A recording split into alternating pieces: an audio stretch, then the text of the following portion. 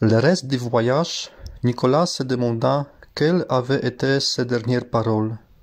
Une brève réponse, sans doute, faite à Patrick dans la voiture. Il avait décidé de ne plus parler, plus jamais. C'était la seule protection qu'il pouvait à présent imaginer.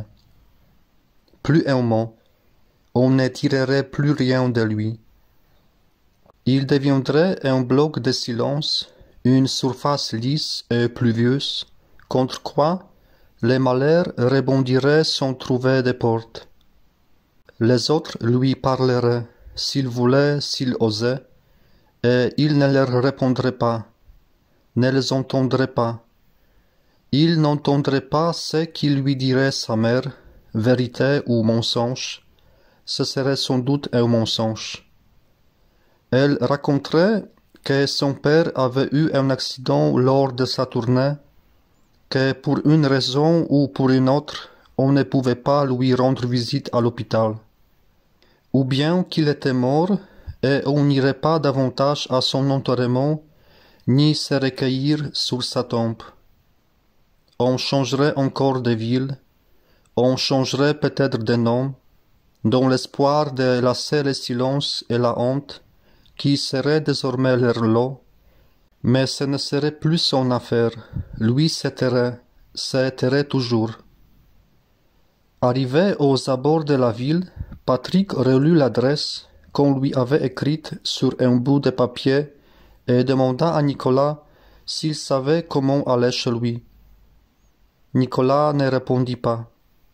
Il répéta sa question, cherchant à attraper son regard dans le rétroviseur, mais Nicolas baissa les yeux et il n'insista pas.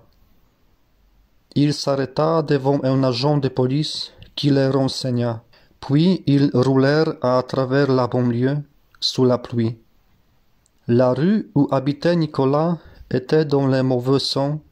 Il fallut faire le tour du pâté des maisons, mais il y avait une place libre juste devant la porte.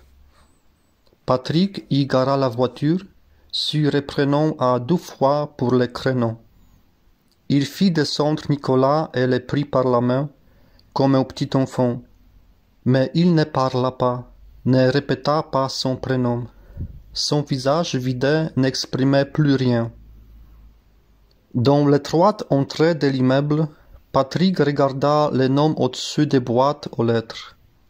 Il avait deviné que Nicolas ne l'aiderait pas à trouver. Ils attendirent en silence l'ascenseur. Les portes coulissantes chantèrent en se refermant sur eux.